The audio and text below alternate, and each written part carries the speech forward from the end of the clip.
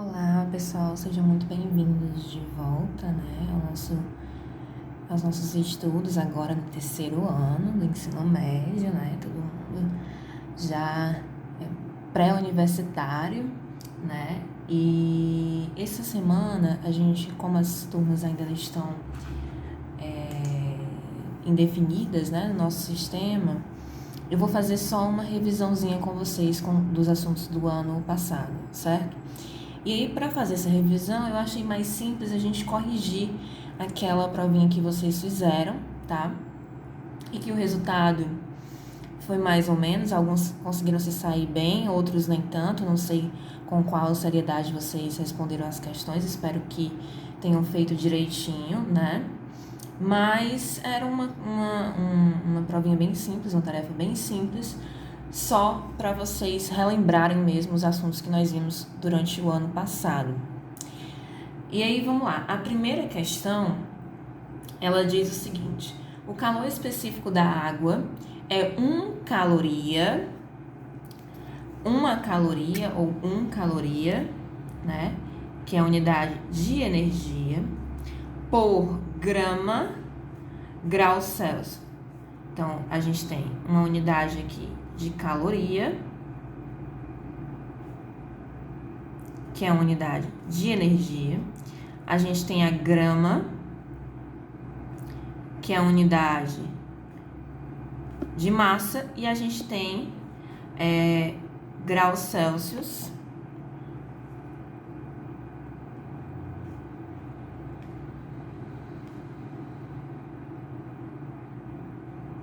que é a unidade de temperatura, certo?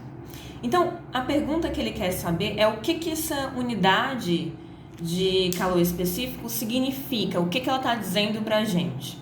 Né? Eu bati bastante nessa tecla com vocês de análise de unidades, análise dimensional. Né? O que ela está dizendo para a gente? Ela está dizendo, a letra A ele traz uma hipótese. Na letra A ele diz assim, que para aumentar a temperatura em 1 grau de 1 grama de água, então eu quero aumentar 1 grau a temperatura de 1 grama. Eu pego 1 grama de água, certo? Boto na balança lá 1 grama, pesei, 1 grama de água. Eu quero aumentar a temperatura desse 1 grama de água em 1 grau, por exemplo. Tava a 30 graus, eu quero que fique a 31 graus, tá?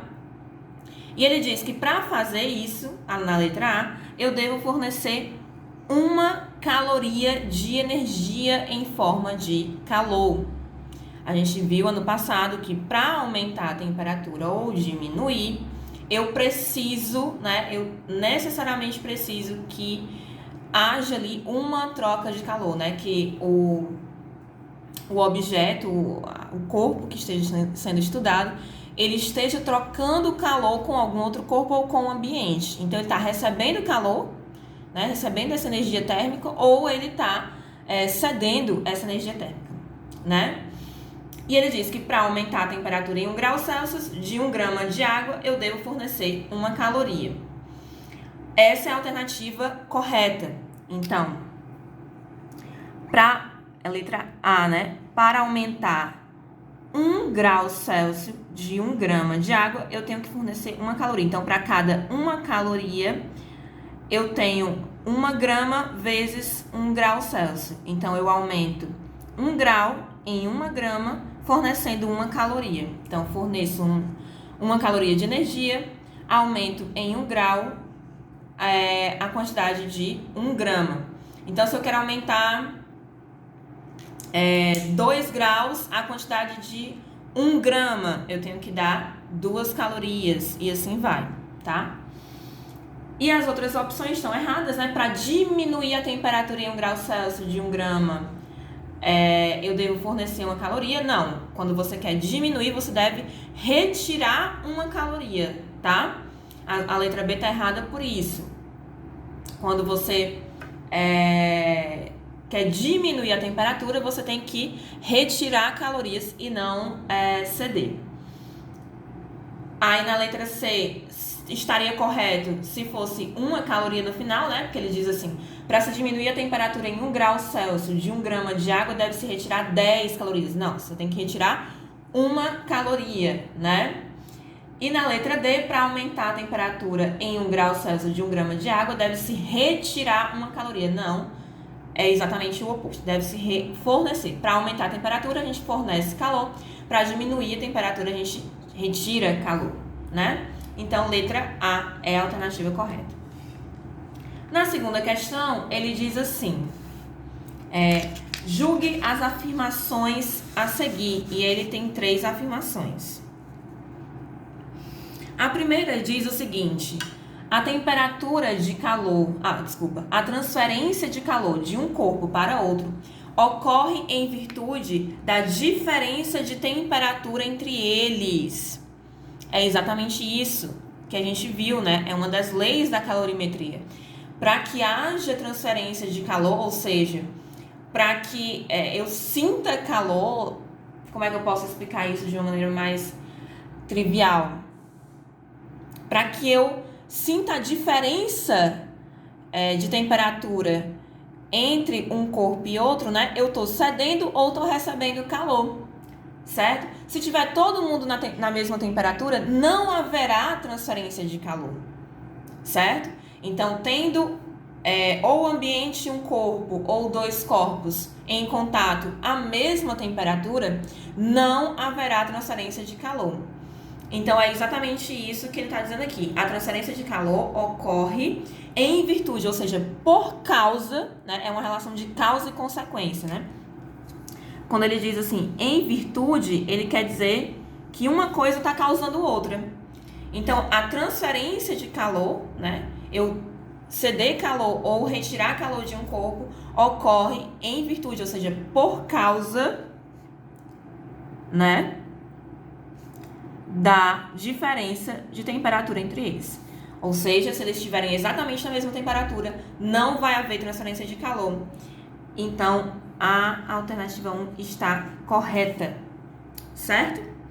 A 2 diz o seguinte: a convecção térmica é um processo, aqui a gente já está falando de processos de transferência de calor, né? Pode ser que vamos lá, relembrando, por condução,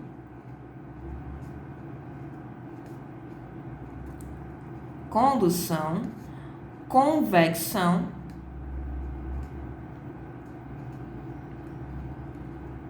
ou radiação. Irradiação, né? Pode ser também.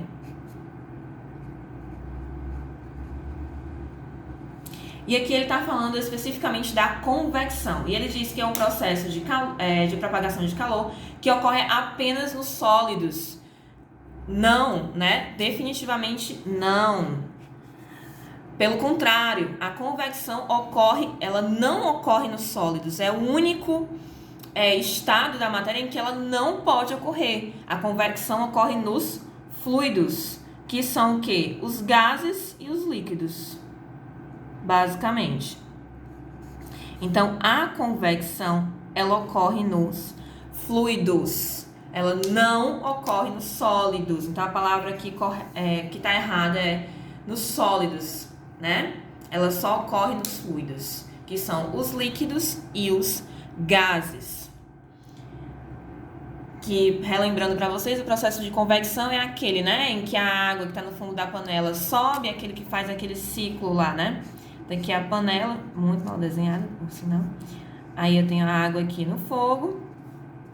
Então, a água que está aqui embaixo, ela aquece, diminui a densidade, sobe, aumenta a densidade, desce. E ele forma aquelas bolhas quando a água está fervendo, né? Aquelas bolinhas que ficam subindo.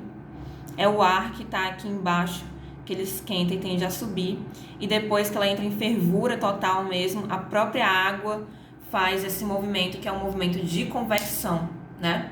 Em que o mais quente fica menos denso, sobe, e quem está lá em cima mais frio, desce, e assim vai, ele fica trocando de lugar o tempo todo. E a terceiro item, né? Ele diz assim: o processo de propagação de calor por irradiação, agora a gente já está falando do processo de irradiação, diz assim: não precisa de um meio material para ocorrer. Correto. Certíssimo, é isso mesmo, certo? Não precisa, tá, gente? Não precisa. Ou seja, a condução precisa, ela acontece nos sólidos e também nos fluidos, tá, gente? Condução também acontece nos fluidos, mas é mais evidente nos sólidos, tá? Porque é aquele que acontece de molécula em molécula, né? A convecção acontece nos fluidos, né? Nos líquidos e nos gases, e a irradiação, ela não acontece nos sólidos, ela pode acontecer nos fluidos, mas ela não necessariamente precisa de um meio material para se propagar, tá? Então, ela se propaga no vácuo, que é exatamente o caminho que é exatamente o caminho que a luz do sol faz para chegar até a gente, né? Ela sai do sol, né? Essa energia, essa radiação solar que aquece o nosso planeta, ela sai do sol e para chegar até aqui não existe nenhum meio material entre uma coisa e outra, né? Existe o vácuo, que é o espaço. Então, ela não precisa, porque ela chega até aqui na forma de luz que vocês vão ver esse ano, que são ondas eletromagnéticas, né? Nós já vimos, inclusive, ano passado sobre a luz. A terceira questão, a primeira questão que envolve cálculo, ela dizia o seguinte: sem alterar a massa e a temperatura de um gás, ou seja, temperatura constante e massa constante, eu não estou retirando nenhum pedaço desse gás, né? Nenhuma parte dele, e também não estou alterando a temperatura dele, ele fica na mesma temperatura o tempo todo. E ele deseja que o sistema desse gás, né, e o recipiente que ocupa 800 ml a uma pressão, 800 ml é unidade de volume, tá, gente? É o espaço que ele está ocupando, esse gás está ocupando, é unidade de volume. E ele diz que está a 0,2 atm, que é a unidade de pressão.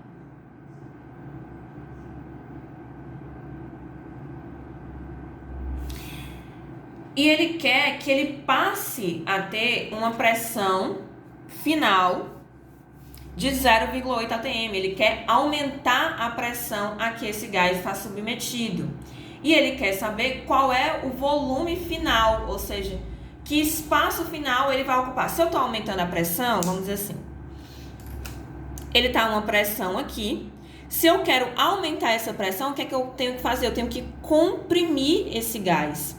Então, quanto mais eu faço esse movimento de compressão, mais eu aumento a pressão. E para manter a temperatura constante nesse movimento de compressão, eu tenho que automaticamente diminuir o volume. Eu estou comprimindo esse gás. Então, para isso, eu vou usar aquela relaçãozinha de uma transformação isotérmica. Isso aqui é uma transformação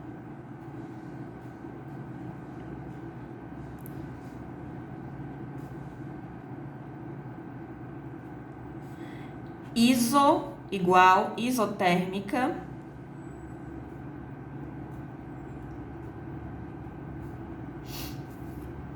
E ela diz o seguinte, que volume e pressão são inversamente proporcionais nesse caso. Então, como são inversamente proporcionais, significa que o volume inicial que ele tinha antes vezes a pressão que ele tinha antes vai ser igual ao volume final vezes a pressão final. Então, eu sei o volume inicial, que era quanto? 800 ml. Eu sei a pressão inicial, que era quanto? 0,2 atm. Aí ele quer saber o volume final, como eu não sei, eu repito o V. E a pressão final, ele disse que é 0,8. Então, eu vou só substituir. Onde tem V0, eu vou escrever 800. Onde tem P0, eu vou escrever 0,2. E onde tem P, eu vou escrever 0,8. Tá? Então, eu vou multiplicar aqui, né? Para multiplicar essa galera aqui, pessoal, vocês olham só para os números, por enquanto, tá? Eu sei que vocês vão ver isso em matemática, vocês já viram, devem estar cansados de ver, né? Multiplicação por 10 por 100 por 1000. Eu vou dar um bizu aqui para vocês não precisam armar essa conta. Olha só para os números, o resto não é zero? Então, olha só para os números. 8 e 2. 2 vezes 8 dá quanto? 16, né? Então, escreve 16 aqui. Agora, a gente vai olhar para os zeros. Se fosse só o 2 aqui, eu acrescentaria 2 zeros aqui do lado, que nem esses que estão aqui, né? Se está multiplicando, vai junto para a resposta, tá? Só que ele aumenta 2 zeros aqui e esse zero que está à esquerda da vírgula, eu tenho que diminuir. Então, eu iria escrever 2 zeros aqui, só que um zero daqui cortou com esse de cá. Esse aumenta, esse diminui. Então, eu só vou acrescentar um zero, que dá 160. Vai ser igual a velocidade final vezes 0,8. Certo? E aí, esse 0,8 que está aqui multiplicando, ele vai fazer o quê? Ele vai passar para o outro lado, dividindo, né? Então, vai ficar 160 igual, dividido por 0,8, desculpa, igual à velocidade final. Nesse caso aqui, galera, como é uma divisão, o que vai acontecer? Eu tenho que, não vale a mesma regra, né? Eu tenho que andar com essa vírgula uma casa daqui para tirar ela daqui, né? E transformar esse 0,8 em 8. E eu tenho que fazer a mesma coisa em cima. Então, tudo que eu faço no denominador, eu tenho obrigatoriamente que fazer no numerador, para que a minha relação permaneça equivalente, permaneça igual. Então, eu ando uma casa com a vírgula aqui, ela vai parar bem aqui, ela está sempre no final do número, quando não existe vírgula, tá? E ando uma casa com a vírgula aqui. Então, vai ficar 1.600 dividido por 8, igual ao volume final. Galera, aqui é a mesma coisa, eu vou olhar só para o número. 16 dividido por 8. Ora, se 8 vezes 2, que eu fiz bem aqui, dá 16, 16 dividido para 8 é a operação inversa, dá 2, né?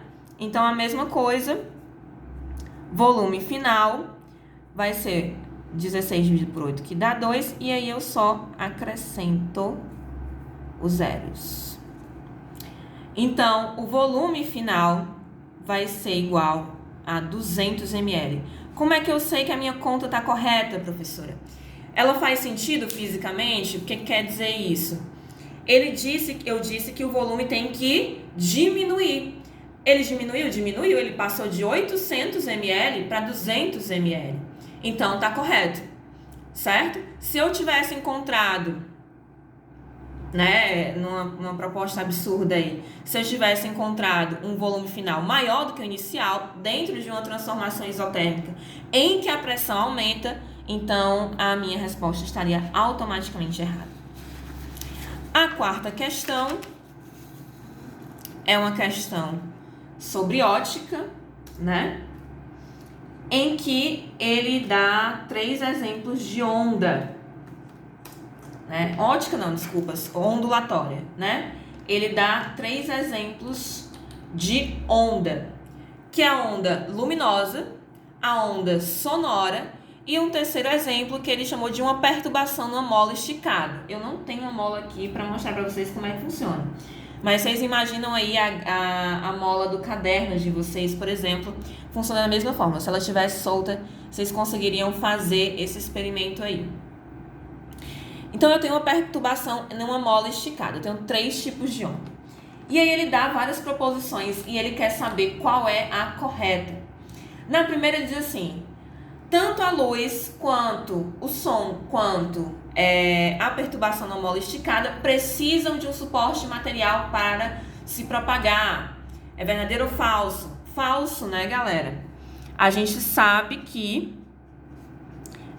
a luz, ela se propaga no vácuo. O som precisa de um meio material.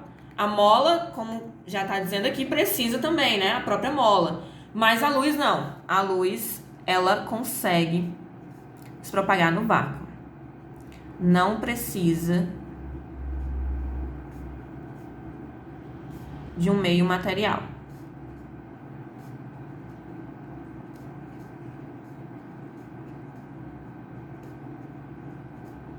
Tô escrevendo todo horroroso assim porque eu tô de lado, tá, gente? Deu pra entender, né? Na letra B, ele diz o seguinte: a luz é uma onda transversal, o som é uma onda longitudinal e a perturbação na mola, ela pode ser tanto transversal como longitudinal. Esse é o item correto, pessoal. Item B é o item verdadeiro.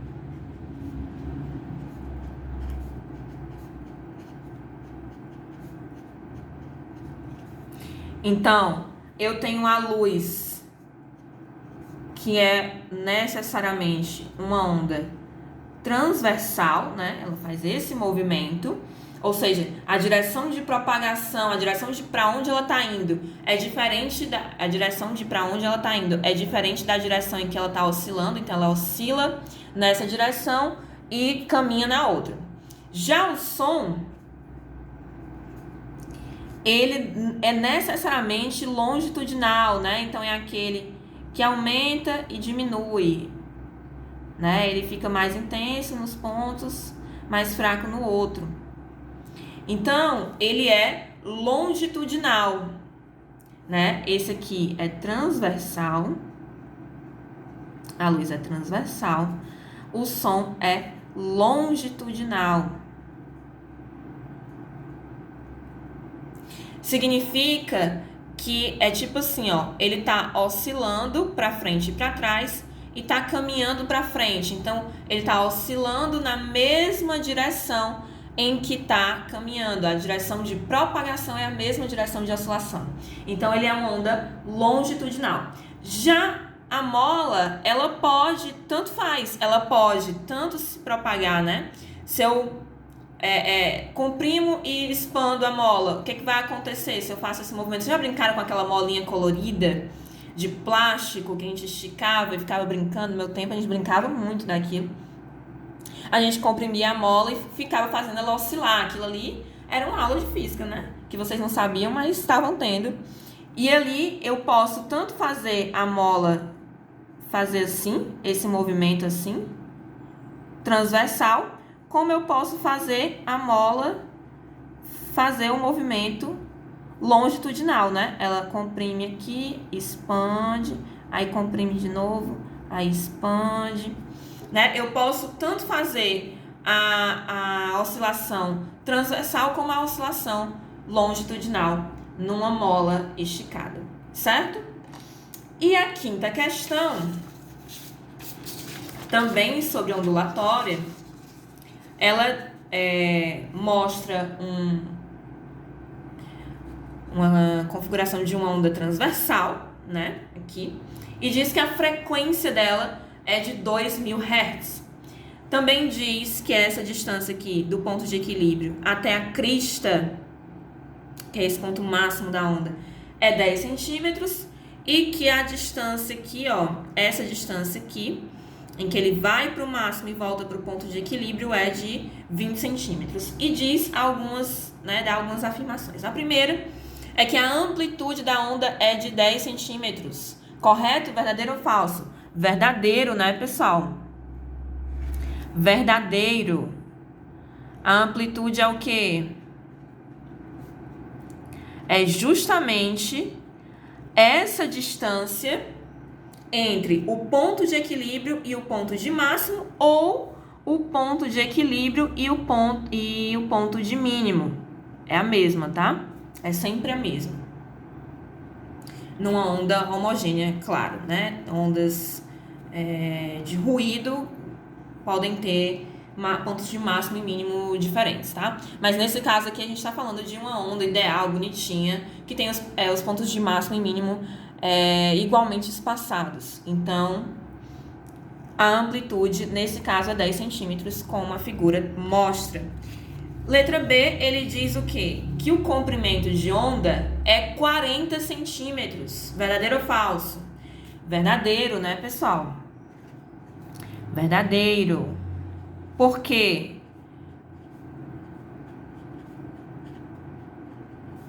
Porque para eu ter um comprimento de onda completo, eu tenho que ir para o ponto de máximo, voltar para o ponto de mínimo e só então chegar ao ponto de equilíbrio novamente.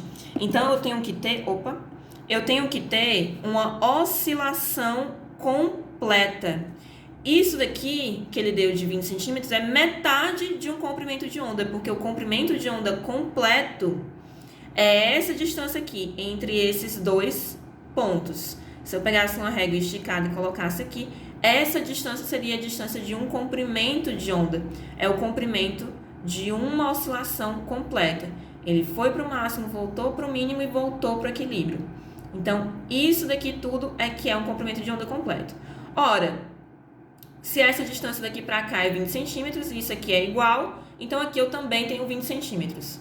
20 mais 20 centímetros, né? Eu tenho que lambda, o meu comprimento de onda vai ser de 40 centímetros. Certo? Na letra C, ele diz o seguinte, o período dessa onda é 0,5 vezes 10 a menos 3 segundos.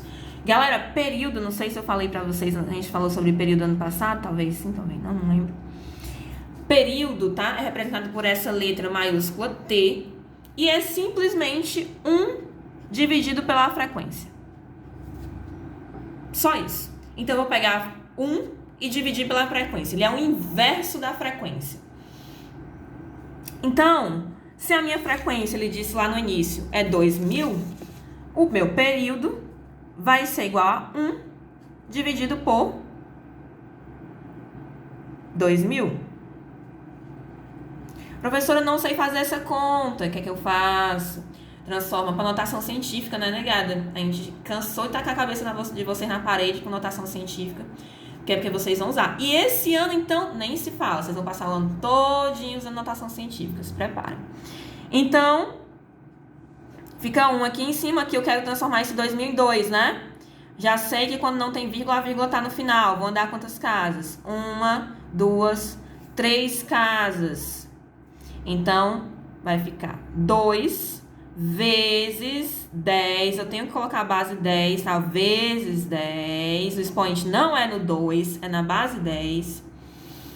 Qual é o expoente? Eu andei quantas casas? 3. Como andei para a esquerda, diminuindo esse número, o expoente vai ser positivo. Então, fica 1 dividido por 2, vezes 10, ela vai dar 3. Então, eu vou pegar os números agora e dividir. 1 dividido para 2, pessoal, dá quanto? 0,5, né? Metade do inteiro, 0,5. E esse 10 que tá aqui embaixo, 10 elevado a 3, o que é que eu faço para colocar ele para cima? Eu tenho que considerar que o expoente aqui, quando não tem nada, é 0. E na divisão de notação, o que é que eu faço? Eu vou repetir a base, 10, e vou subtrair os expoentes. 0 menos 3 dá menos 3. Então, o período